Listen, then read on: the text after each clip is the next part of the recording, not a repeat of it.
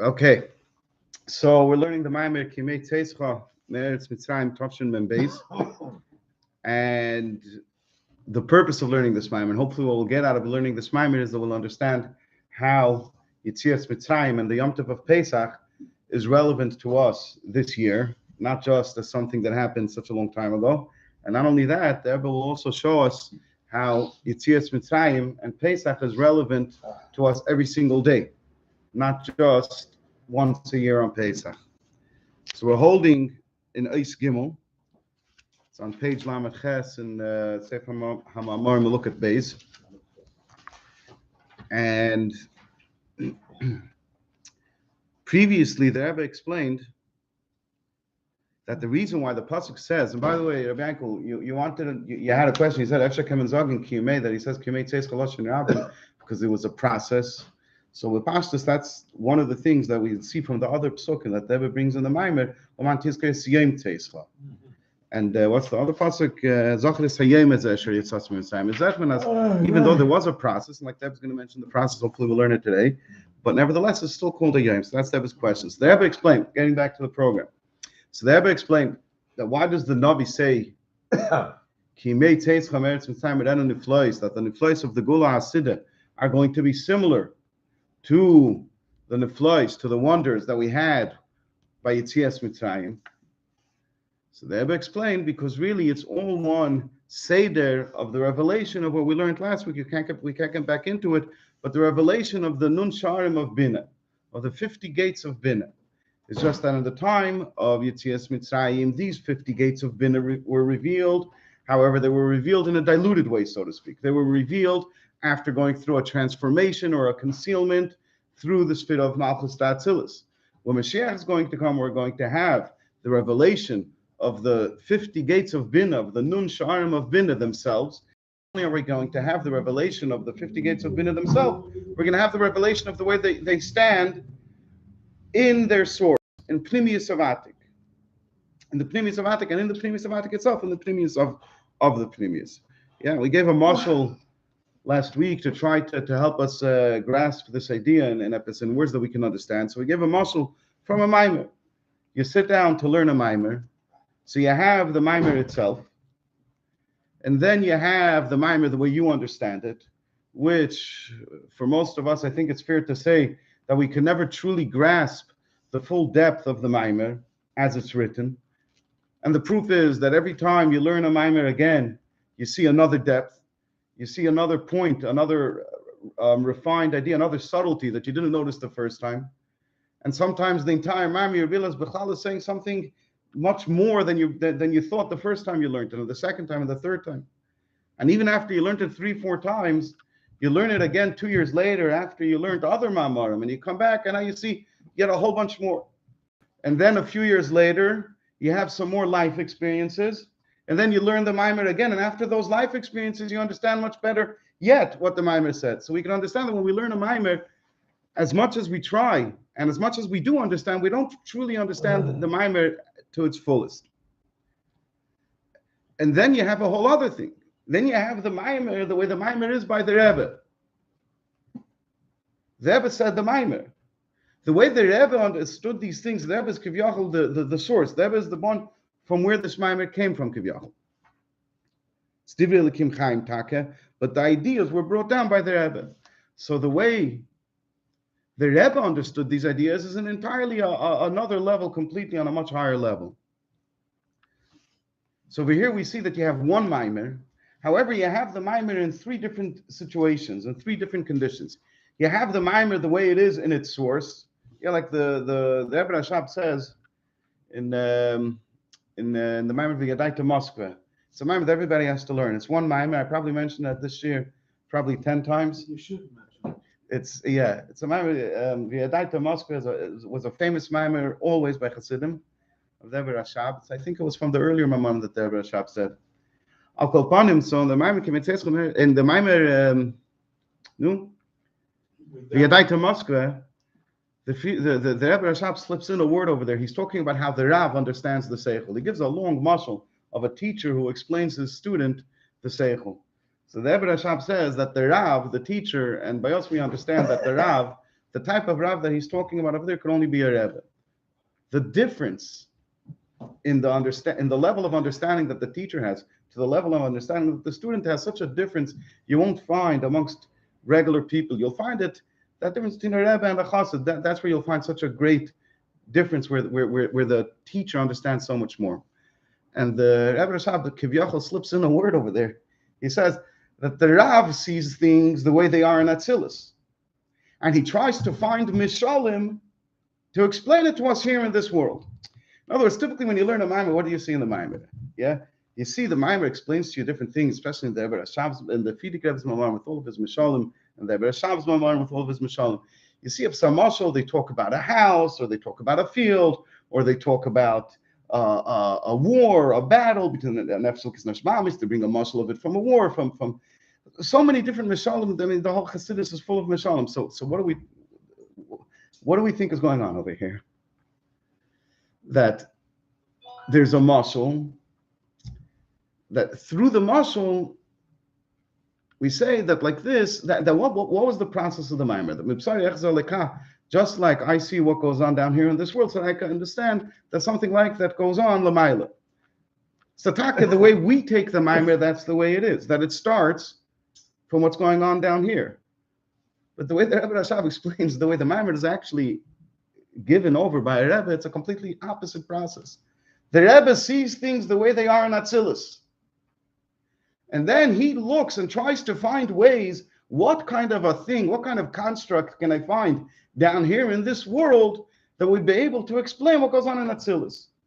Or to say it another way, he says, what came out of Atzilus in this world from this idea? From this idea in Atzilus, what came down into this world? And we could use that to explain things the way we receive it. We think the mamer is talking about Mishalim, so we can understand what's going on in Atzilus. Really, the mamer is talking about what's in Atzilus. It's just using Mishalim to tell us what's going on here. And there's a famous story. The Rebbe Rashab asked a certain chassid, pshat in a mamer. He sent a message to a certain chassid. That the chassid should explain to him something in a mamer. You missed the geschmack part. Mereta der Inyan, that the way the Rebbe sees a mamer is in ganzen anders the way we see a mamer. This is the start of the story. It's the story. Yes, the Rebbe Rashab sent to a chassid, asking him to explain him something in a mamer. The chassid understood, didn't feel that he was the person to explain the Rebbe pshat in the mamer, so he didn't answer. Some time passed, and there was a chassid who was by the Rebbe Rashab who was going to the town where this chassid lived. So the Rebbe Rashab asked this chassid to find out by that chassid why he's not answering. So he went to the chassid and he said, the Rebbe asked you a question in a mamer, you're not answering. He wants to know why you're not answering. So he tells us the Rebbe is asking me to explain to him a mamer. It's a joke. Sage lechte. So the Rebbe Rashab told him. The chassid came back and reported back to the Rebbe Rashab what the chassid said. What kind of chutzpah is this? What kind of havamin is it that I can explain the Rebbe something? So Rebbe Rashab said, I know pshat in the mamer. I wanted to know, how does a seichel enushi, how does a human mind understand the mamer? That's what I wanted to know. So a mamer exists by the Rebbe, where the mamer came from. It's bichlal God and in a way that we can't even begin to imagine, to try to picture in our minds. So that's the first stage, where the way a mamer exists. Then a mamer exists as it's brought down by Adaber of Shleimah, Shleishas Alafim Mashal, 3,000 Mishalim. The Rebbe takes it down level after level until finally he brings it down to a level that in which the mamer is understandable to us, it's relatable to us. And this is the mamer that we have, this is what we harv on. And that's the second stage, not the second stage, but the second condition that you can have a mamer in. If anything I'm saying is not meduik, forgive me, I'm using it as a mashal. Yeah, I'm not pretending to know for sure, but ulei yishleima. That's the second condition in which a mamer can find itself as a mamer. And then the third way that a mamer finds itself is the way I understood the mamer. I took the mamer, I opened it up, I read it once, twice, three times, I asked, I heard it, this, I that. Then I understood it a certain amount. So now the mamer is in my head, but it's colored. It's to say diluted. It's limited though by how much I can understand in the mamer. So we have three different levels. So al derech zeh, I'm using this as a mashal. I didn't hear the mashal from people who could make exact mishalim, but to me it works. That you have the chamishim sharei bina, you have the 50 gates of bina. So what the Rebbe is saying is that from the time of Yetzias Mitzrayim to the time of the Gula Sid is the same story. It's a story of the revelation of the 50 gates of bina. It's just that the revelation of the 50 gates of bina by Yetzias Mitzrayim were in their lowest form, the way they were after they were transmitted through Malchus. So it wasn't even the 50 gates itself. Al derech mashal, the way we understand the mamer. When Mashiach is going to come, not only are we going to have the 50 gates themselves, like we could say the mamer itself, but we're going to have the 50 gates the way they are in their source, in Pnimius of Atik. Al derech, we could say the way the mamer is by the Rebbe, the way the mamer is in Atzilus, by somebody who sees Atzilus and understands it over there in the Medegas of Atzilus. And that's why we say that the wonders of the Gula Asidah, the wonders of Mashiach, will be like the wonders of Mitzrayim, because it's all a continuation of the revelation of the 50 Sharim of Binah. So the answer works, but Deb asks a question that it's still strange.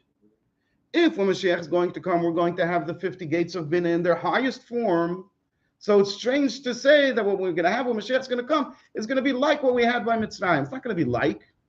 We're going to have much more. Why are you comparing it to that? It's much, much higher. Doesn't make any sense to say. It's like you try to tell somebody, you want to know what it means to have $1 million. It's like saying, just like you had $1, I'll give you $1 million. It's the $1 million is not just like the $1. The $1 million is bein areich. It's 1,000,000 times 1. It's a whole other dehed. There's better mashal that could be given on that.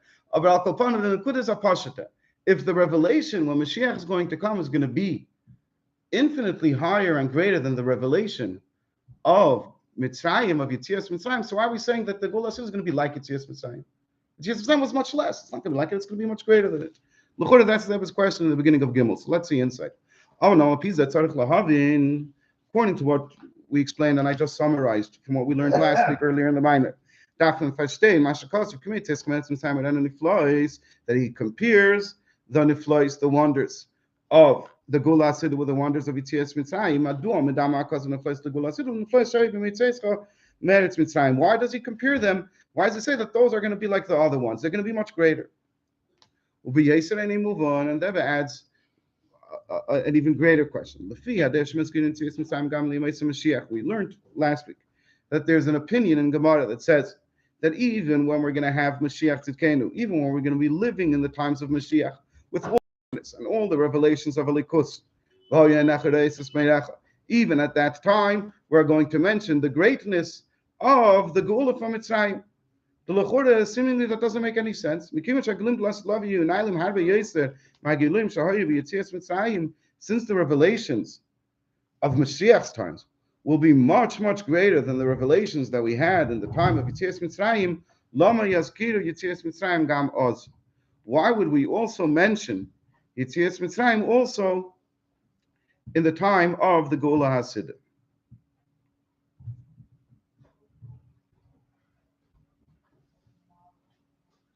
Yeah, the Shaila is understood. It's a Pashta Shaila. It's Pashta Shaila.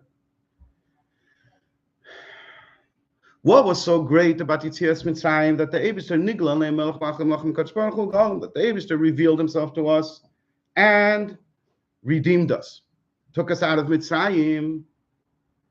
When Mashiach is going to come, the Eibishter is going to reveal himself to us in a much greater way. What was so great about Yetzias Mitzrayim? That we took all of the rechosh, all of the property of Mitzrayim. We took it with us. When Mashiach is going to come, there's going to be much greater goodness. There's going to be much more and much greater goodness in this world. So why, when we're living in such a great time with so much goodness around us, are we going to mention, remember the goodness that we had? It's like somebody who once used to live in a rented apartment, and now, Baruch Hashem, he bought himself a house in the city that's as big as a house out in the suburbs with alle pitchivkas, with everything, and it's gilded, and he has artwork hanging on his walls. Alle gute Sachen, And he says to him, wall, carpet. He has everything, outstanding, with a mudroom and a foyer. Nicht der das, oder das. Beide. He has everything. And he says, remember the days we used to live in the apartment. What? What remember? What remember? Forget the apartment. It's was sagt man. It's was sagt man.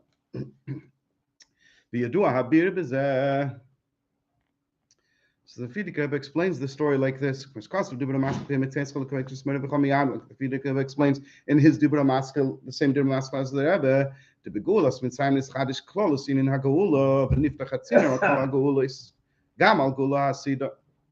That in the Geula of Mitzrayim, something new occurred, new happened that did not exist before, which is that the idea that somebody can overcome his limitations, can go out, can get out of his problems, can leave his situation and get better and redeem himself from whatever challenges he has or from whatever exile he's in, whether it's a global issue, the Yidden are in Mitzrayim, or it's a personal goal that the person has.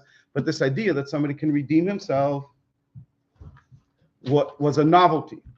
It didn't exist previously in the world. Previously in the world, the Seder was that if somebody got stuck in a certain situation, that was a situation was stuck in it. Yeah, they stuck in India. They have, I think, a caste system. If anybody knows, I don't know if I'm pronouncing the word right. Caste, yes. Caste, but you have different classes of people. Yes. And the class that you're born into is the class where you'll stay, and there's no getting out of it. This idea that you could go great, yeah, you had in the old system, you had the nobility and you had the peasantry. Yeah, as man sagt, Apoyer und Aparitz. Das ist Apoyer und Aparitz. The Poyer was the landlord. He had assets, he had land, and he had property. And then you had the peasants. They had nothing. They were in a way like slaves. They were truly enslaved in a certain sense to the landlord because they depended upon him completely for their livelihood. They would have no work without the Poyer. And that was the system more or less in all countries in the world. And that was the way it was. If you were in one place, you couldn't get to another place. The upper class married the nobility, the peasantry married the peasantry, and there was no movement from one class to another class. And there was nowhere in the world you could go to do anything about it. That's the way it was. Then what happened? Came a system in the place where the Rebbe calls the Medina Shel Chesed in the United States of America. Mitamol, there's a new system. There's a new possibility. There's a new potential in the world. In America, there's no such an idea as peasants and noblemen. There's no such a thing. Even the president of the United States of America, they were wondering what should be his title because they were afraid. They were traumatized by what the King of England did to him. They were afraid of giving him any title. They should be king. That was Bechlal Mandach Hashmei. But the question is even what to call him. Even to call him Your Highness, they felt wasn't in the ruach of the revolution. It wasn't. The revolution was what? That all men are created equal by the Eibishter. Yeah, it's long forgotten, unfortunately, in our country. But the whole spirit of the revolution, the Declaration of Independence, was founded on this idea that the Eibishter created all people, and therefore one person shouldn't govern over another person. So the presidents, after long discussions, they didn't even want to call the president Your Highness. Why Your Highness? So they came to the conclusion they'll call him Mr. President. Yeah, Mr. President, that's all he gets. So now suddenly there was a new thing in the world. There was a new thing in the world. That somebody, if he's living in a different country and he's born into the peasantry, Sataka, he stays where he is. Not in certain countries like India or whatever, there's still such a system. But if in America, there was a new idea that somebody could be born poor as, whatever the expression is, and like the Fidik Rebbe says, Vilde Medina, and in one day, Hasidim told me before I came to America, that in one day somebody could become, I forgot, a Gvir Atzum, a major Gvir.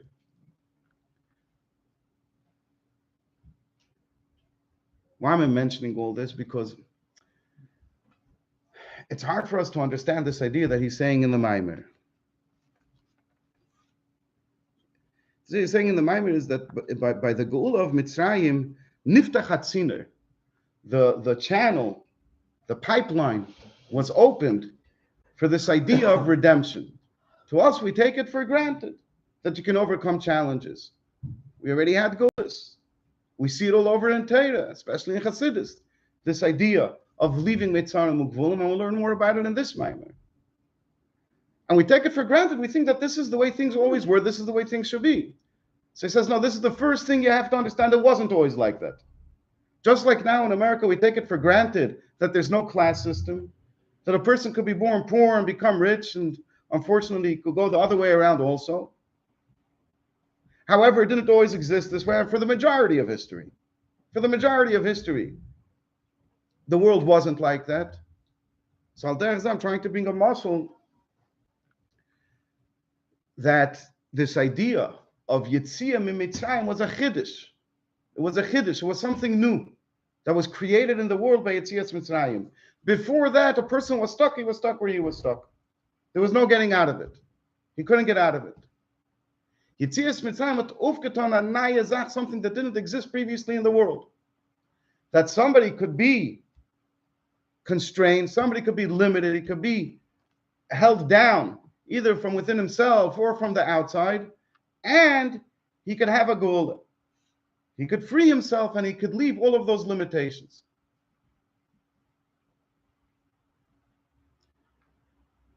If you think it's such a pashat tezach, it's not such a pashat tezach.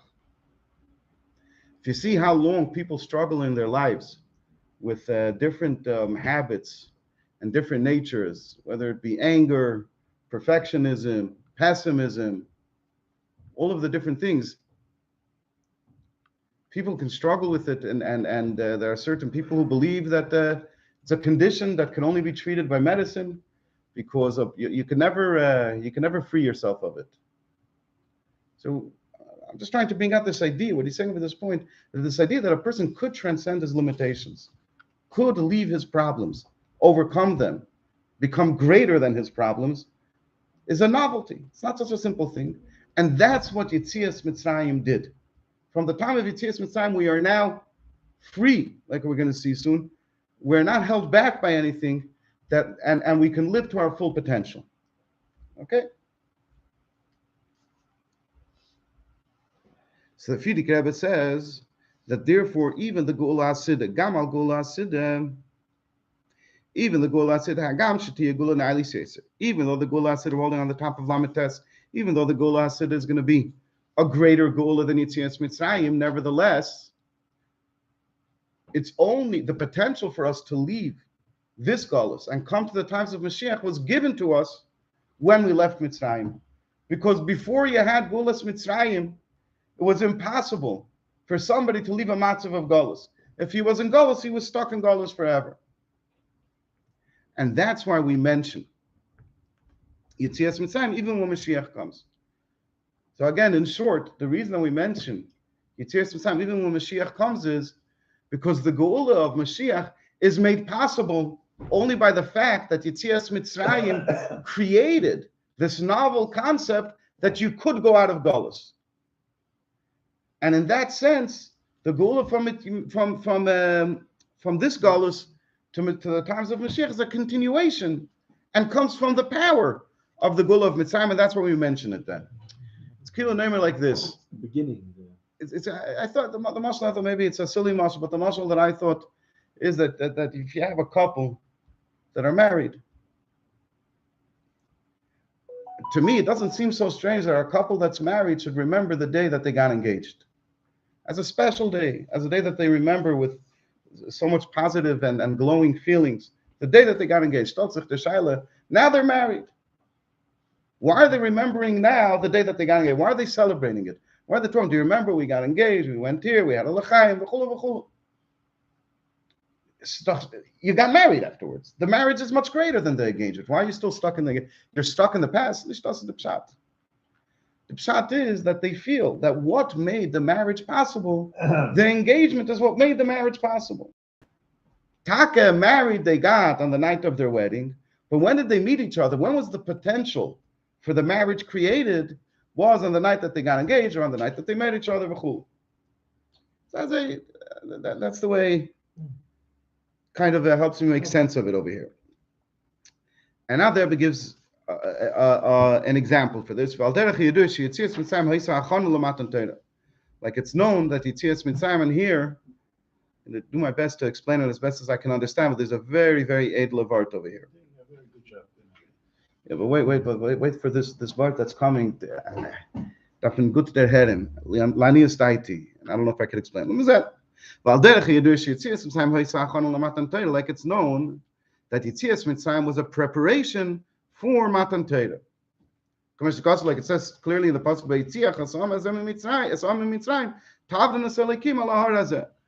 the Eibishter tells Moshe Rabbeinu, when you take this nation out of Mitzrayim, you will serve me on this mountain. I'm not going to get into all the Riches but it's a very reiche point in general. Yeah, the Vitracht Welt, that was is Pshat freedom. Pshat freedom is to throw off from yourself the yoke of somebody else. Somebody else is forcing me to do something. How will I be free when I'll break his control over me? Then I'm a free man. And I'm not saying that anybody should be under the control of somebody else. But all that I'm saying is that just because you're not under the control of somebody else doesn't mean that you have freedom. It doesn't mean that you're a free man. What does it say in the pasuk? When you break the control of Mitzrayim over you, you got yourself under the boot, under the abuse of Mitzrayim. You will serve me on this mountain, and that's how you will be free. Freedom is pshat, not to be a free man, to do everything he wanted. You ever hear somebody describe a ganif, describe a thief as the person who's reached the tachlis hashlemus of freedom? Why? I have limitations. I walk into a store and I want something, I have to pay for it. And if I can't afford it, I can't have it. He's free. He has no limitations. He can have whatever he wants. Everybody understands, to do whatever he wants, nish is the pshat freedom. What's the pshat freedom? Let's see.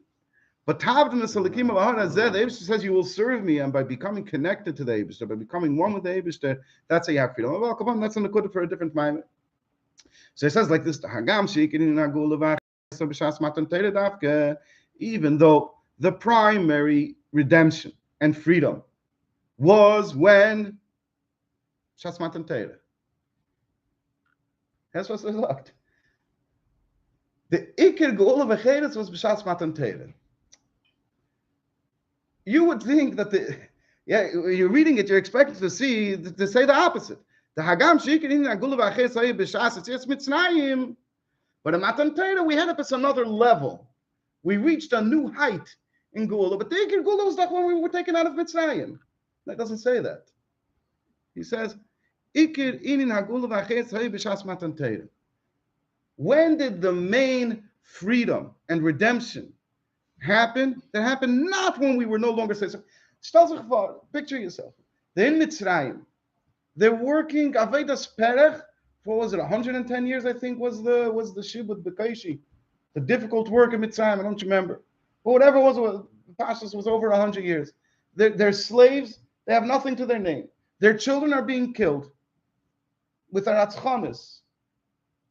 It's a matzav ein v'neira.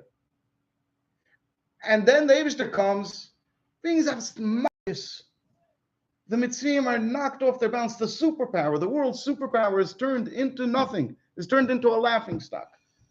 And they leave, and not only they leave, they take all their gold and silver with them. And then 7 days later, you have Kriyas Yamsuf. I would think that's the Ikerin Hagola. Yeah. The transformation was when? When was the Iker transformation? When we left the situation of literally being whipped, not being fed, being killed, being broken physically and spiritually. And we left that situation, and in an instant, we're turned into the richest nation in the world because we took all the wealth of Mitzrayim with us. That was the Geula. Oh, Kaponim, give me this much at least. That was the Iker Geula. You tell me that something was missing. Okay, so we got another detail later, but that was says no. The primary Geula was by Matan Torah. By Yitzias Mitzrayim, nothing compared to that. Why? It's a crazy word if you think about it. Now listen to this. Why do we call Matan Torah after the primary vart? And whatever happened before that was not quite it. Not the Iker. Kimikim shlifnei Matan Torah haisa adayin hagzera de elyenim leyedel letachtenim v'tachtenim leyalu leelyenim. Since before Matan Torah there was the decree, there was this barrier that the ones that are above can't go down and the ones that are below can't come up. We'll get back to it in a moment. So from this we understand that until Matan Torah, gam la'achri yitzias Mitzrayim, lo hayisa adayin amitis haga'ula v'hacheres tetachtenim. Until Matan Torah, we did not have a true redemption, we did not have a true freedom, and therefore the Rebbe says the Iker Geula is b'shas Matan Torah Davka. What's the Rebbe saying over here? And this is something. This is the part that I was saying is very edel vart, but it's a word that puts a person on a whole other level. What's the Rebbe saying over here? Again, getting back, we would think that if I leave Mitzrayim, if I'm no longer held back by the obvious brokenness, by the obvious trauma, by the obvious bad habits, by the obvious destructive behavior, if I'm no longer held back by that, I don't have the obvious blockages, the obvious things that break me. I get rid of all of that. I would think that now I could consider myself to be a man of accomplishment, a man who's reached somewhere, and a free man, somebody who's free of his limitations. Says the Rebbe, no. So long as there's one limitation somewhere in the world, that's not even your fault, but there's something that's limiting you. Your full potential can't be experienced and exercised. You should know this is not what Torah means when Torah says Cheres. This is not what the Rebbe means when he sees you and says that you should be L'mayla Mimedida V'Hagbala. The Yidden left Mitzrayim. They were no longer slaves. They had Gilui Likus. They had Yetzias Mitzrayim. Moshe Rabbeinu himself was leading them. They were a free nation. Back at least to the level the way they were in the times of the Avos. They left all of that. They came back to the way it was. Says the Rebbe, I'm sorry, this is not Cheres. Why? Not because there's anything wrong with you. There's something, however, outside limiting you. There's this idea that al yenim le'yedel tachtenim tachtenim le'yalu le'al. Yeah, like the Gemara says that there's a marshal of the kingdom of I forgot, but I think it was part of the Roman Empire, and they had different provinces, and some of them were considered to be elite, and some of them were considered to be The idea of elitism wasn't a chiddush of these days. Not. If anything, we're getting rid of it. So the people who lived in the elite provinces weren't allowed to go. What's the other one? Syria is the lower one. No? Yes. What's the upper one? Bnei Rami. The people who come from Rome, the capital of the Roman Empire, Syria. It's very lowly for them to mix, to mingle with the lowlifes, of and the primitives of the province of Syria.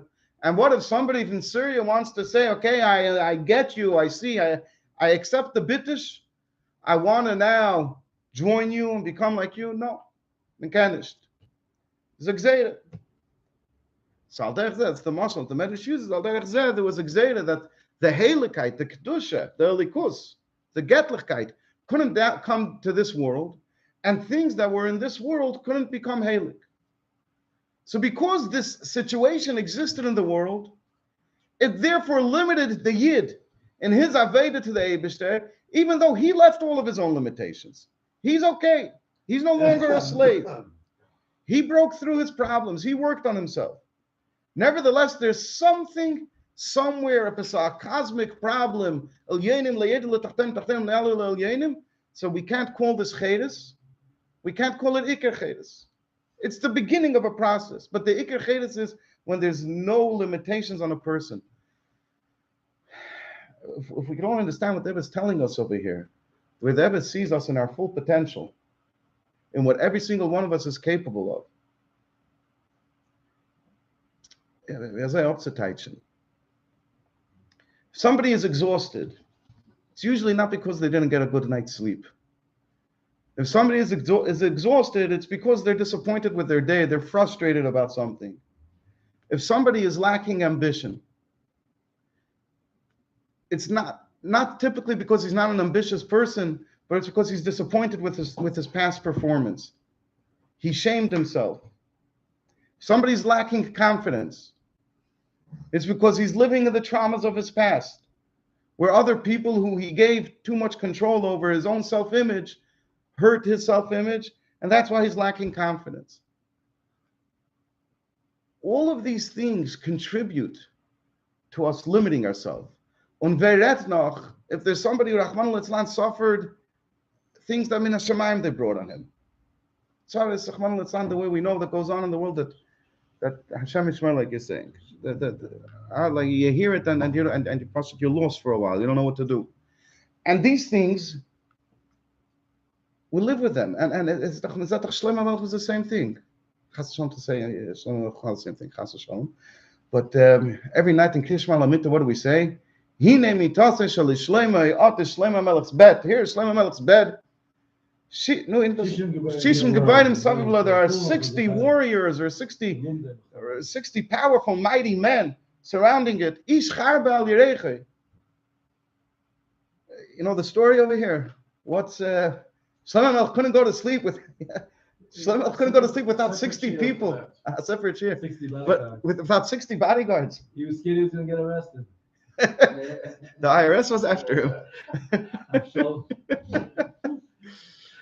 The Maise is given, as we all know, that Ashmedai took Shlomo HaMelech and spit him out 400 mil, which is what was about 100 miles, I believe, far away from Eretz Yisrael. And there he was without food, without clothing. He had to push a beg in on the street, and he would go around and say, "I'm Shlomo HaMelech," and he would get made fun of for that. What? The people would make fun of him. You're Shlomo HaMelech. I'm going to start. I'm going to walk around and I'm going to say, "I'm a Pesach Chesed. I'm your Miyoah Novi." Yeah. There's no mass media. There was no mass media, but listen to what there was. There was one person who believed him. He was a very wealthy person. Yeah. He was a very wealthy person and believed Shlomo HaMelech. Yeah. So he invited Shlomo HaMelech over to his house. He said, come to my house. I'll feed you as if it's a daf. And he sat him down on his table, and the most delicious, tasty food was all set up before Shlomo HaMelech. And as Shlomo HaMelech starts eating, this wealthy person starts saying, "Oy, Shlomo HaMelech, the mightiest king, the greatest king who people came to from far and near, and look what happened to him. Look how he is now, without food, without clothing, without family, without authority. The wisest man, Unazei Gater, the son of David HaMelech, and look at him now." And Shlomo HaMelech Pasha couldn't eat. It was so depressing, the talk of the person, that he couldn't eat, and he left the house hungry. And as it's like gedreht, getting closer and closer to Islam, until finally he got back to Yerushalayim, and he came to the Sanhedrin. The Sanhedrin wouldn't believe him. Until finally he was able to come back onto his throne. From that experience, Shlomo HaMelech said, "Now I need Shishim Gebayim." That Ashmedai shouldn't come again. In order for him to fall asleep, he said he wants Shishim Gebayim, like it says in Gemara, the Gebayim, there were Gebayim, what's better as a Gebayim, I think it quotes a pasuk, somebody who learns Torah. So 60 Talmidei Chachamim would surround his bed. Ish Charbe al Yereche. It's called V'cheref Pifiyos, is a sword of two sides. So those Talmidei Chachamim to protect him. Let's not be fools and said wegen Shlomo HaMelech, but in Heinztag wollte man das angerufen. Nicht wenn geht zu Shlomo HaMelech, aber Heinztag wollte man angerufen, as Amen Zach, we would call it trauma. So if the Eibishter brings these things on us that are beyond our control, that hold us back, what the Rebbe wants us to know is one thing, that you can overcome it.